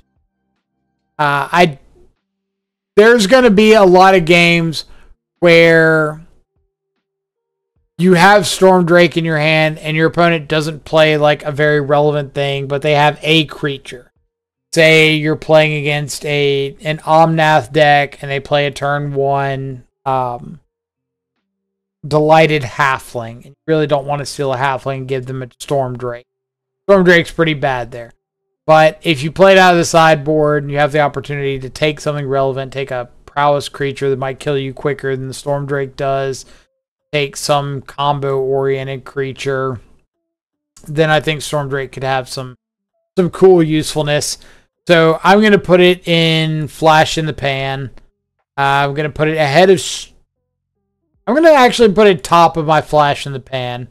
I think that it's got more versatility than Strict Serenade or Detective's Phoenix. I don't think it's going to be like a staple in people playing blue shadow decks, but I do think that it's a very versatile card in the fact that you can play it as a good threat in the unfair matchups, good proactive threat. And if your opponent is playing a deck with some creature that you have a tough time dealing with, and I really want to hark on like Shieldred. If I can play out a Drake and steal a Shieldred, I feel like I'm never losing that game. So stuff like that could be relevant. Or your opponent scams a Fury or scams a Grief and you're able to steal the Grief. Something. You get the idea. Alright, what's after? I think it's the Flares next. We got Flare of Malice and Flare of Denial. Let's go over Flare of Malice first. So 2 and 2 black, you may sacrifice a non-token black creature rather than pay the spell's mana cost. Each opponent sacrifices a creature or planeswalker with the greatest mana value among creatures and planeswalkers they control. And then Flare of Denial, 1 and 2 blue, you may sacrifice a non-token blue creature rather than pay the spell's mana cost, counter target spell. Start off with Flare of Denial. I've seen a few people mention it in shadow decks, not nearly as much as you hear out of like the Merfolk decks and things like that. I think the card, unfortunately, is next to unplayable in Shadow just because, A, we don't have many non-token blue creatures. We have like Murktide and Ledger Shredder, and that's about it, unless you're throwing like Brazen Borrower into the mix, maybe Storm Drake, but can't exchange if Storm Drake sitting around. So I think Flare of Denial is going to be pretty unplayable just in the sense of not being able to pay the cost. And why would I pay 1 and 2 blue for a counterspell when I can just pay 2 blue for actual counterspell? So, Flare of Malice. We can pay for Flare of Malice pretty easily, especially with things like Bowmaster, Nethergoyf that can come back. I really wish it didn't say non-token so we could sack the army token off of Orcish Bowmaster. But since it does specify non-token, that makes it a little bit worse. I'm going to put this in the overhyped category because I think people saw free spell flare. This is great. This is force level. And I think as Shadow specifically, regardless of how good the effect is, there are very, very few times that we can ever afford to sacrifice one of our creatures. We just don't play that many of them. All the ones we do play are too impactful to closing out the game. I don't think realistically there's a world where you can build your deck to have the threat density to be able to get rid of one and not mind. And since they both say non-token, that makes it even worse. Just for the sake of showing them off, the white flare, until end of turn, your life total can't change. Stuff becomes hexproof and indestructible. The red flare, flare of duplication, copies an instant or sorcery, again, sacking a non-token red creature. And then the green flare lets you search for 2 basic lands, put 1 into the battlefield, 1 into your hand. I think the green flare is going to see a lot of play, not in Shadow, but in decks that are running like, what's it called? Arboreal Grazer, stuff like that. Being able to sack off Arboreal Grazer, get another land, turn 1. Nice. Like, turn 1, land Arboreal Grazer, put in a land, flare, sack the Grazer, get a land, turn 2, land ring. That's pretty nuts. So, yeah, I think I'm gonna put both of the flares in overhyped. I'll put the black flare below Necro Dominance. I'm gonna put the blue flare like way down at the bottom. I think the blue flare, somebody's gonna prove me wrong. Somebody's gonna put together a deck with like Delver of Secrets and Psychic Frog and Ledger Shredder, and they're gonna sack one of them for a flare and win a game off of it. See, told you the card was great and got it. But face value right now, I don't see a deck that it goes into.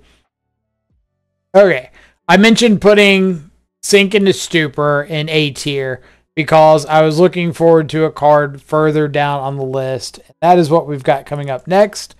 Harbinger of the Seas. 1 and 2 blue, 2/2 Merfolk Wizard. Non-basic lands are islands. You've probably heard somebody refer to Flood Moon at this point. There it is. This is land hate from the blue side. We've had Blood Moon, Magus of the Moon for years and years and years. Now we get to flip that on its head, turn everything into island. I think it's pretty cool. The fact that Blood Moon is an enchantment, making it more difficult to interact with, is relevant. But Harbinger of the Seas turning your mana blue means it's not getting lightning bolted, it's not getting unholy heated, it's not getting fatal pushed, assuming no basics. You get the idea. So I do think there are a lot of decks that like turning all their mana blue shuts them down a lot harder. Maybe Scam has to fetch basics more aggressively. We see a lot of Amulet Titan. We see a lot of we're gonna see Eldrazi and Tron more. A lot of Omnath decks, things like that. That Harbinger of the Seas will interact very profitably with. I'm a big fan. I think that Harbinger of the Seas is going to slot right into Dimir in some number in the sideboard. The mana base is going to have to get fixed up a bit to enable you to fetch out your basic swamp a lot easier. But you really never need like 2 basic swamps. So being able to get one to enable Shadow, Thoughtseize, Drown in the Lock, all that stuff is very, very easy. And just make a bunch of your fetches black fetching instead of blue fetching. They can all get Watery Grave anyway. But I think this helps cards like Sink into Stupor, because now your blue mana becomes a lot more relevant, a lot easier to deal with. So, yeah, I'm going to put Harbinger. I'm going to put Harbinger in towards the bottom of S tier, below Meltdown, above Consigned to Memory. Because, again, I do think it's a card that will, like, see play in Dimir Shadow. Whether it's extensive play or not, I don't know. But it's a card that deck, like, will enjoy having access to. I'm excited to see it get played. Next up, we've got Actual Factual 6. No Ren and. Just 6. 2 to green for a Legendary Tree Folk. Reach. Whenever 6 attacks, mill 3 cards. You may put a land card from among them into your hand. As long as it's your turn, non-land permanent cards in your graveyard have retrace. We have Lurrus at home. Lurrus at home. We're going to make that joke for a bunch of cards. So, not dying to Bolt. Not dying to Heat without Delirium. Not dying to Unrevolted Push. Means it does dodge some pretty relevant removal spells in the format. 2 and a green. Attack, mill 3 cards. You may put a land card from among them into your hand. As long as it's your turn, non-land permanent cards in your graveyard have retreat. I think if there is a Shadow variant, like a Jund variant or something that's already running Renin 6, then and 6 could be a cool little addition to it. Getting back like extra fetch lands is fine. Getting back the canopy lands is fine. But I think the fact that we're one of those decks that can like really take advantage of the retrace part is relevant. So being able to attack with your 6, get a land back, maybe take up a Renin 6, get a land back, and now retrace a Shadow, retrace a Seal of Fire, retrace another threat, a Tarmogoyf, a Nethergoyf, whatever, a Bowmaster. A lot of that stuff, even just like turn 3, play a 6, ditch a land, get a Bauble back is nice for some extra draws. Like turning your Renin 6 into a draw card every turn without needing canopy land. Turn it into a Bauble. Turn it into a threat when you need it. If you want to play like Seal of Removal, the black, destroy a creature or non-black creature enchantment. Or no, Seal of Removal is the blue one that unsummons something. There's a black one. Seal of Doom, maybe. You want to play Seals, like 6 gives you a cool ability to retrace those. If you want to play Snapcaster from your card with retrace. If you want to play... What else is popular these days? What do the kids like to retrace? You can figure it out. You got a lot of options. Then like 6 retracing Renin 6 is pretty sweet to get back lands to retrace more stuff. So I think it's a cool, powerful card. I don't think it's talked about that much in Shadow decks, so I don't want to say it's like way too overhyped. I'm gonna put it in Flash in the Pan. Probably like between Psychic Frog and Strict Serenade. I think like somebody somewhere will put together a Shadow deck that's got a couple copies of 6 Or I even thought about 6 as like a tutor target for Traverse the Ulven Wall. You got to get card types in the yard, go tutor up your 6, and now you are acting a lot like we used to act with 4-color Shadow getting Luris. Except now you get 6. So, again, we have Luris at home, Luris. Next up, Cephalid Coliseum. One of my favorite commander cards. So, Cephalid Coliseum, land, tap for a blue. It deals 1 damage to you. Threshold, so if you have 7 or more cards in your graveyard, you can pay a blue, sacrifice it. Target player draws 3 cards, then discards 3 cards. Activate only if they're 7 or more cards. So, a lot of the really cool commander interactions are like Cephalid Coliseum target you with things like Notion Thief. Now, I get to draw the cards, you have to discard. Narset. Now, instead of drawing, you just discard 3 cards.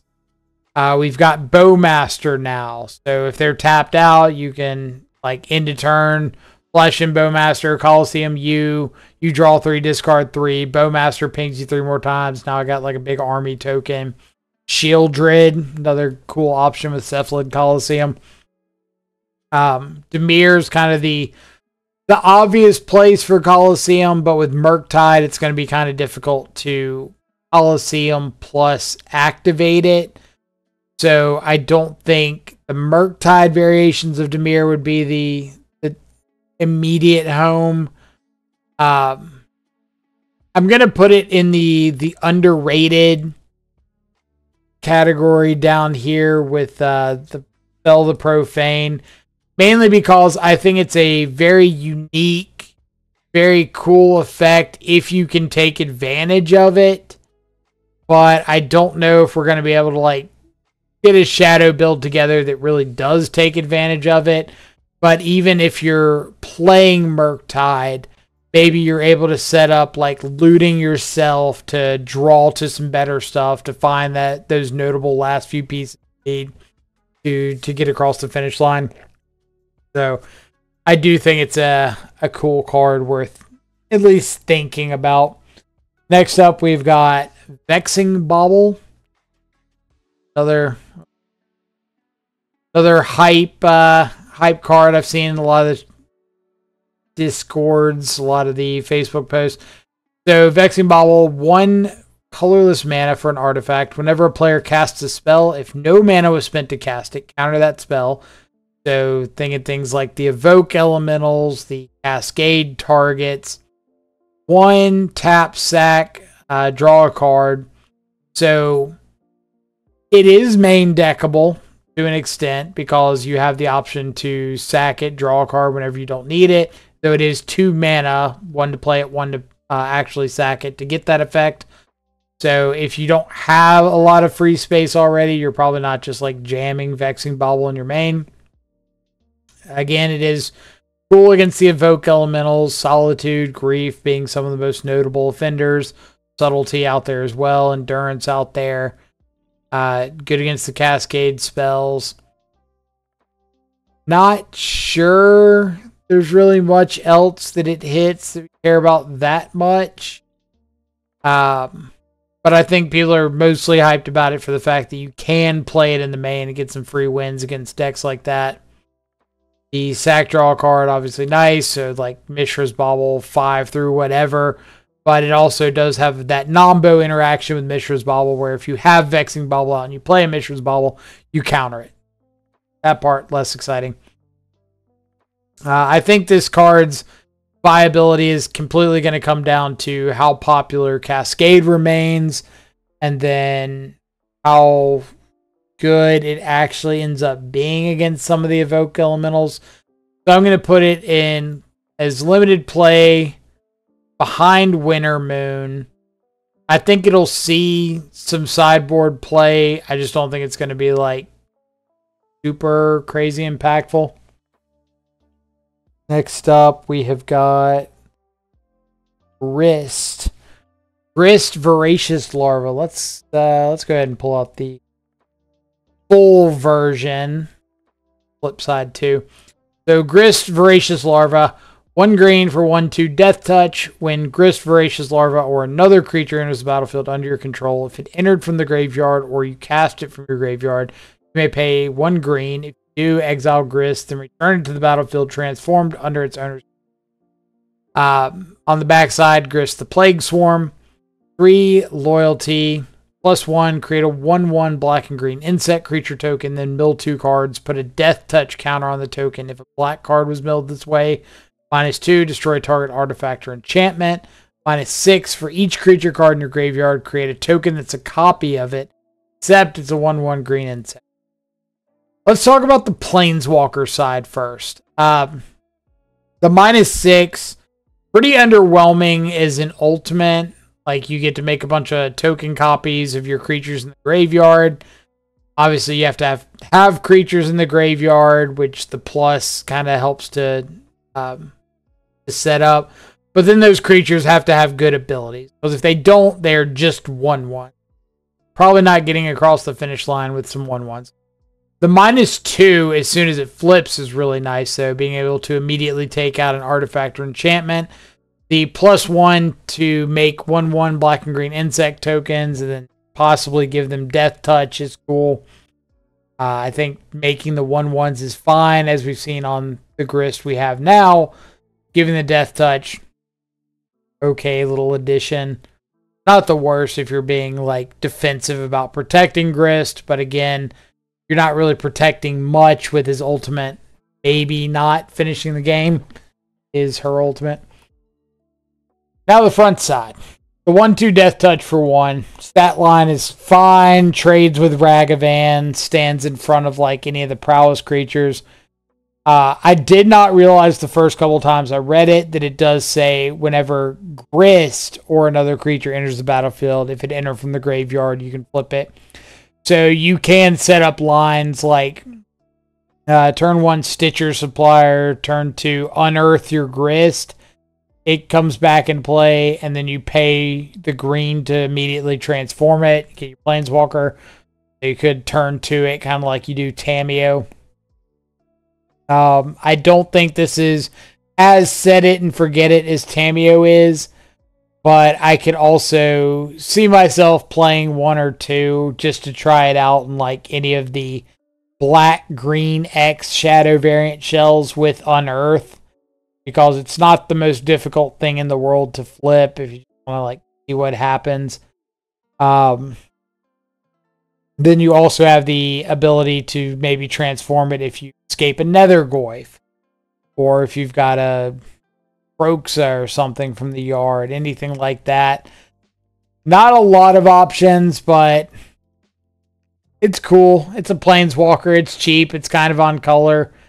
So I'll more than likely make a video about it at some point, though I'm less excited about it than I am Tamiyo or White of the Reliquary. What is this next one? This is very obviously going to be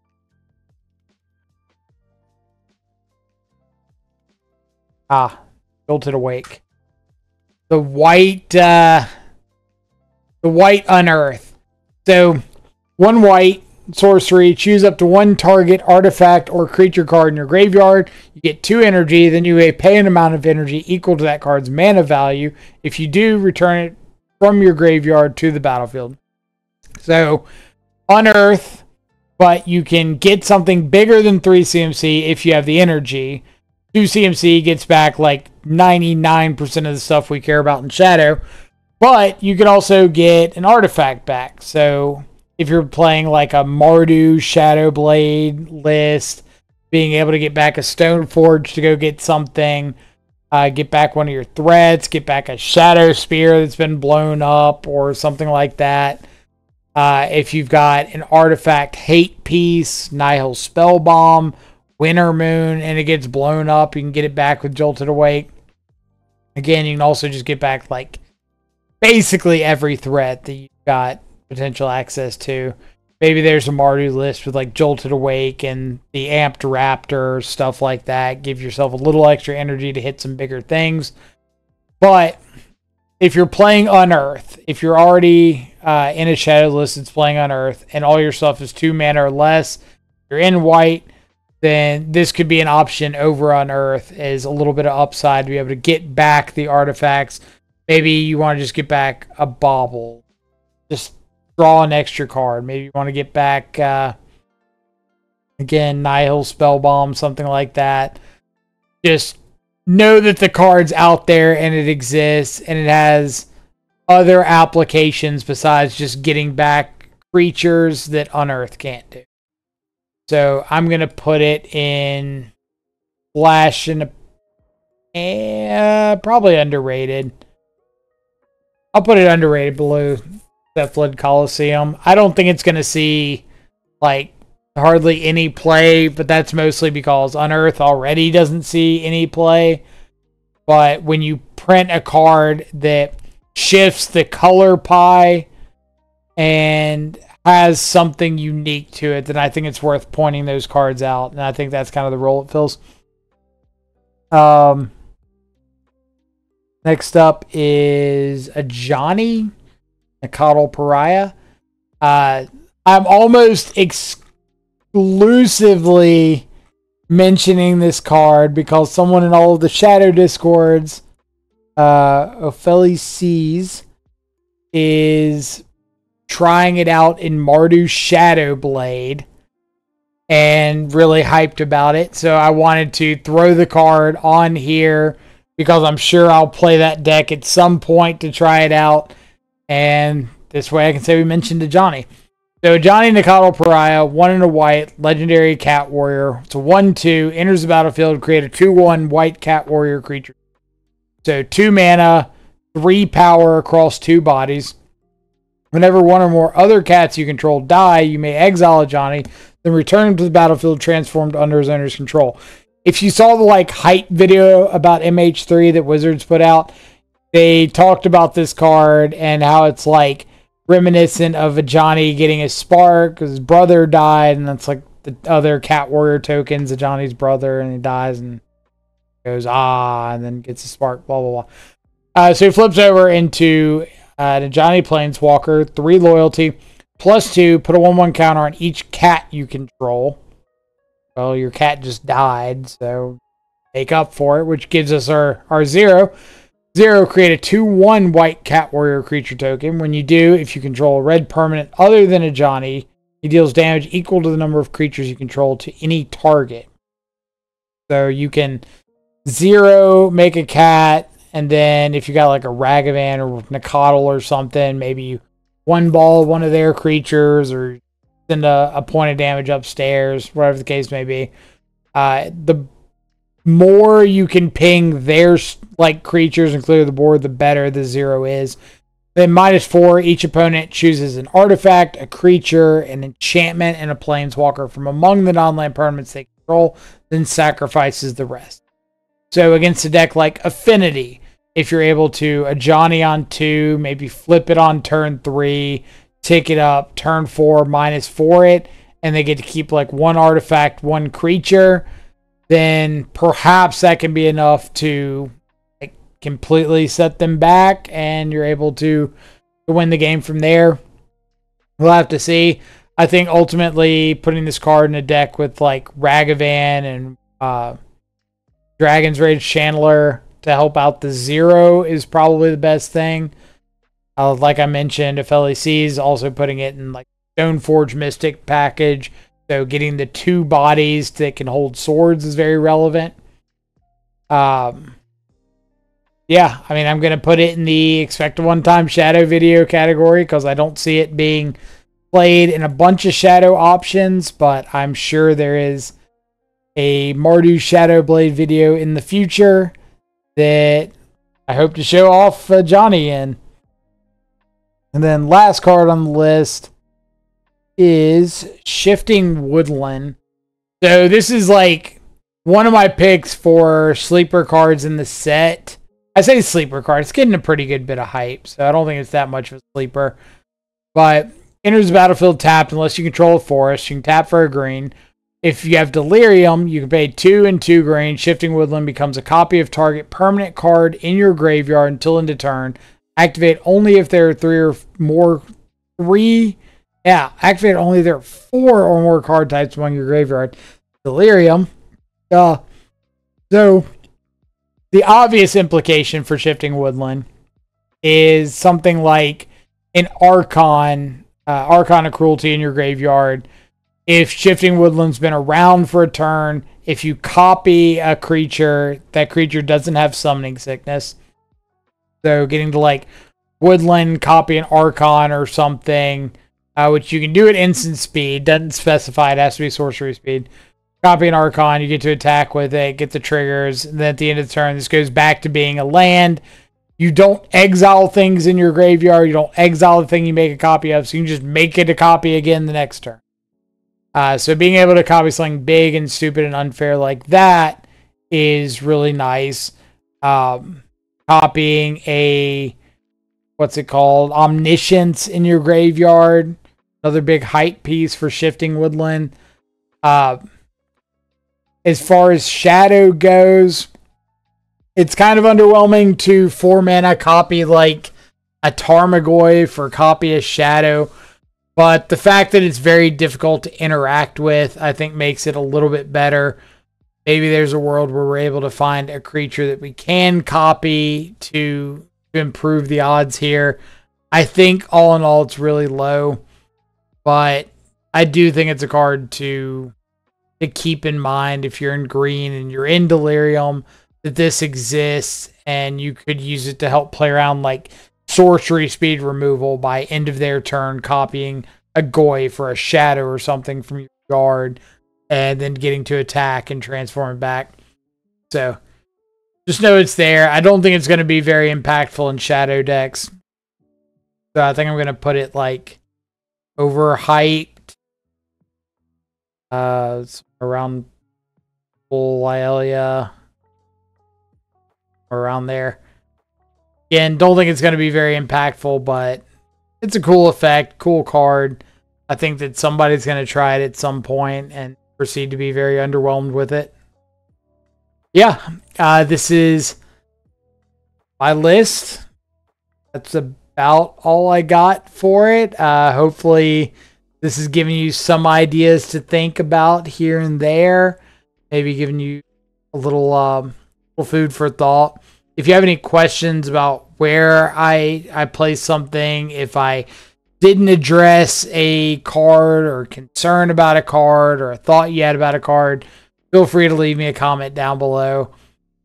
Otherwise, yeah, I'm hyped for the set to drop and get some games in because I think the gameplay is going to be pretty sweet when the cards actually get introduced. So hope everybody has a fantastic rest of your day. Enjoy some good food, good company. I will catch y'all back later. Adios for now.